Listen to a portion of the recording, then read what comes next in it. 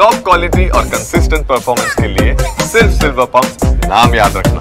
ವಿಷಯದಲ್ಲಿ ಈಗ ತಾನೇ ನಮಗೆ ಗೊತ್ತಾಗಿದೆ ಕೇಂದ್ರ ಸರ್ಕಾರದವರು ತಾವೇ ಮಾಡ್ತೀವಿ ಅಂತೇಳಿ. ಇದನ್ನು ಈಗಾಗಲೇ ನಮ್ಮ ನಾಯಕರಾಗಿರ್ತಕ್ಕಂಥ ರಾಹುಲ್ ಗಾಂಧಿಯವರು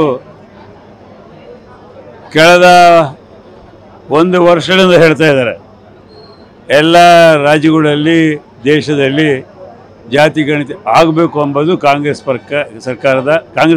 ಪಕ್ಷದ ಹಾಗೂ ರಾಹುಲ್ ಗಾಂಧಿಯವರ ಒಂದು ನಿರ್ಧಾರ ಇತ್ತು. ಆದರೆ ಇಲ್ಲಿವರೆಗೂ ಅವರು ಕಿವಿಗೊಳ್ಳಲಿಲ್ಲ. ಇವತ್ತು ರಾಜ್ಯ ಸರ್ಕಾರಗಳು ತಮ್ಮದೇ ಆದಂಥ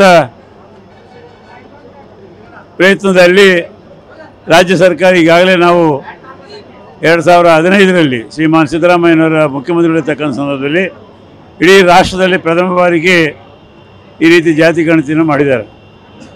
ಉದ್ದೇಶ ಇಷ್ಟೇ, ಜನರು ಏನು ರಾಜ್ಯದಲ್ಲಿರ್ತಕ್ಕಂಥ ಜನಸಂಖ್ಯೆ ಅನುಗುಣವಾಗಿ ಶೈಕ್ಷಣಿಕವಾಗಿ, ಸಾಮಾಜಿಕವಾಗಿ, ಆರ್ಥಿಕವಾಗಿ, ರಾಜಕೀಯವಾಗಿ ಅವ್ರಿಗೆ ಅನುಕೂಲತೆಗಳು ಮಾಡಬೇಕಾದ್ರೆ ಸರ್ವೆ ಆಗಬೇಕು.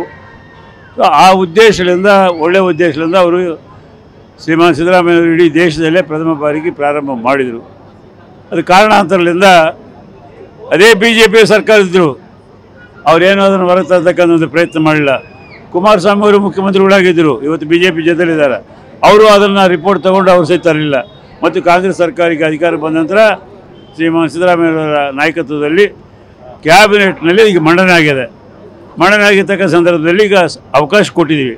ಜನರಲ್ಲಿ ಏನು ಚರ್ಚೆ ಆಗ್ತಾಯಿದೆ, ಅದರಲ್ಲಿರ್ತಕ್ಕಂಥ ರಿಪೋರ್ಟ್ನಲ್ಲಿ ಏನು ಸತ್ಯಾಸತ್ಯಾಂಶಗಳಿದ್ದಾವೆ, ಅದರಿಂದ ಈ ಕರ್ನಾಟಕದಲ್ಲಿರ್ತಕ್ಕಂಥ 7 ಕೋಟಿ ಜನಸಂಖ್ಯೆಗೆ ಏನು ಅನುಕೂಲ ಆಗ್ಬೋದು, ಏನು ಅನನುಕೂಲ ಆಗ್ಬೋದು ಎಂಬುದು ಚರ್ಚೆ ಆಗ್ತಾ ಇರ್ತಕ್ಕಂಥ ಸಂದರ್ಭದಲ್ಲಿ ಇವತ್ತು ಕೇಂದ್ರ ಸರ್ಕಾರದವರು ರಾಜ್ಯಗಳನ್ನ ಜೊತೆಯಲ್ಲಿ ಚರ್ಚೆ ಮಾಡಿದೆ.